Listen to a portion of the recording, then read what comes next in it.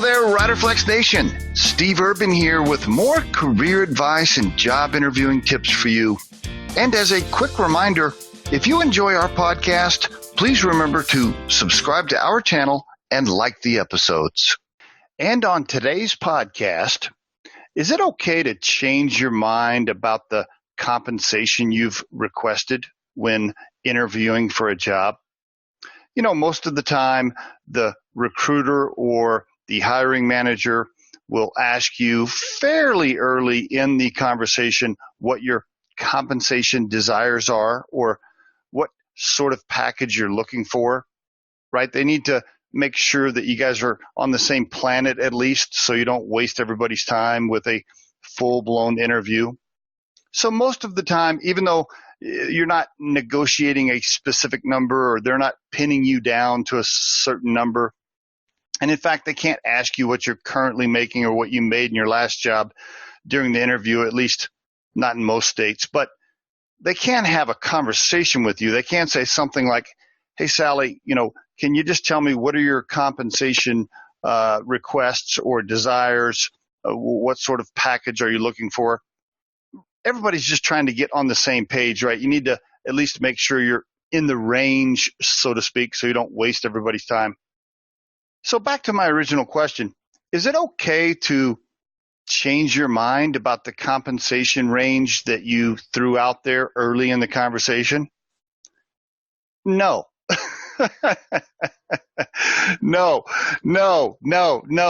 Do me a favor. If you're a candidate, right, don't waste everybody's time.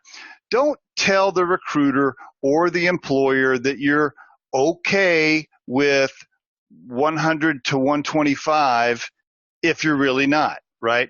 Don't do that just to get further in the interview. I see that done a lot, right?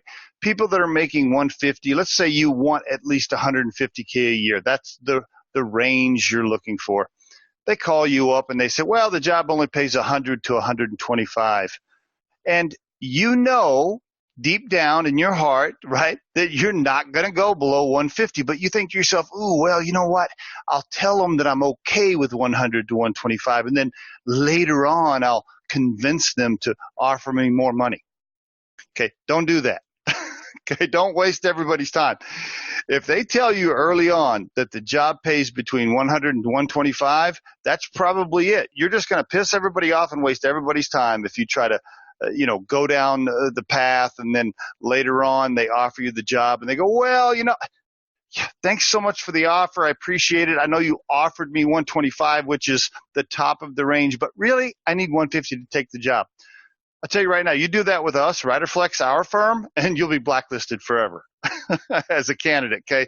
Please don't do that. So in summary, agree on at least a range of compensation that you're looking for early in the conversation, okay? At least do that. You don't have to pin down a certain number, but at least agree on a range of overall comp. I think if you do that early enough with the employer and the recruiter, you're going to give yourself a much better chance of establishing an awesome relationship and probably landing the job.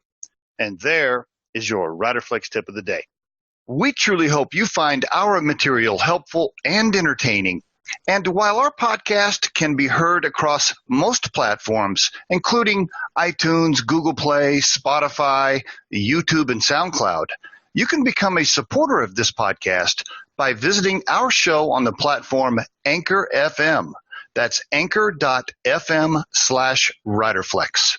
You can also send us your questions or suggested topics for future episodes to the email address podcast@riderflex.com.